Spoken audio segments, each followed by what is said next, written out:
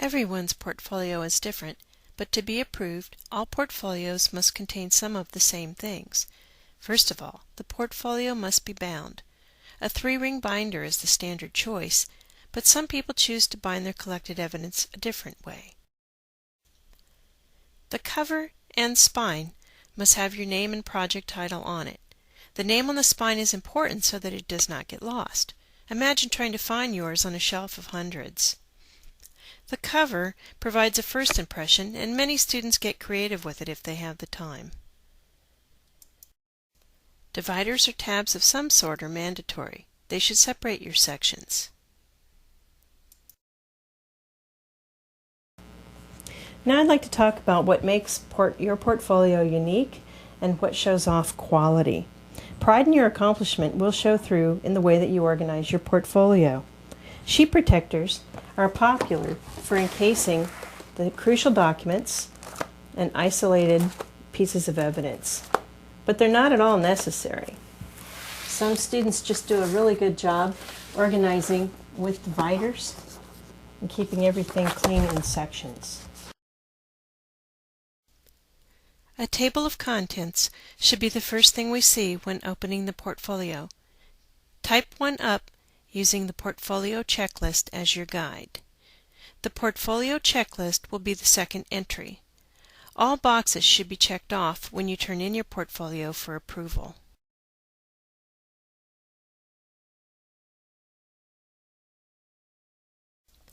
The next part to go in is the proposal.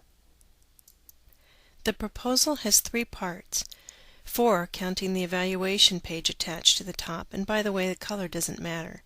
For your portfolio to be approved, it must be marked Pass and signed by your English teacher or the project coordinator. The proposal consists of the idea approval pre-write, which must be signed by a parent and staff member. This page is optional. The 2-page proposal essay, and finally the timeline. All of your drafts should be included. They document the proposal phase of your project. You do not need to print out a fresh copy if it passed with only minor editing marks.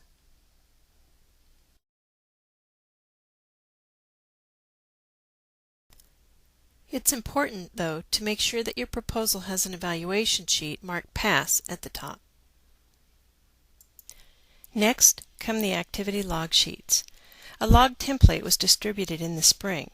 You can legibly handwrite on these as you go or type in the columns of the form.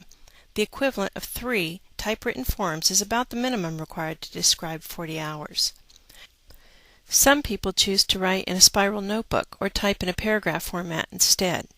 These are wonderful alternatives to the minimum, but if you choose this kind of log, each entry must begin with a date, specify hours for the activity, and include a brief description and reflection about the activity.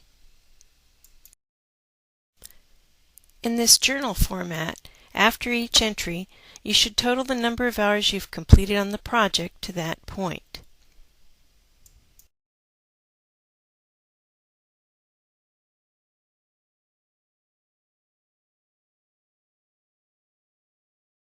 The activity log should really be created along the way, and not at the end of the project.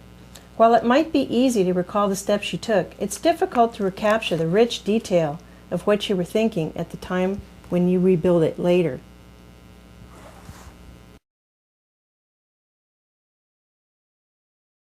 The next thing that goes into the portfolio is the evidence section.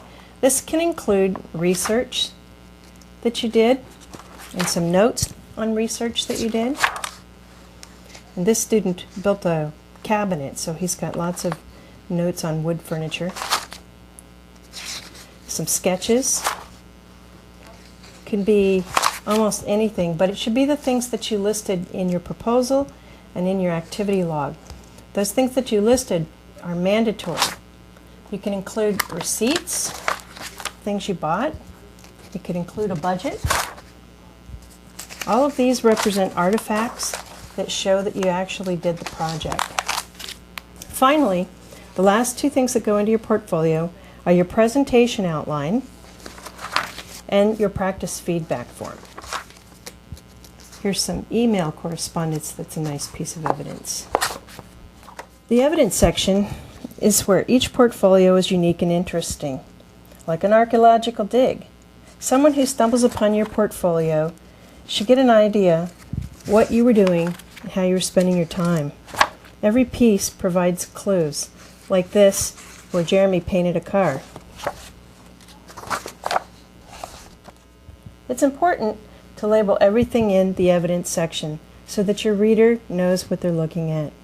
Last year, Sean was working on a triathlon, and he has a caption on a card here describing his registration, the course description, and his map.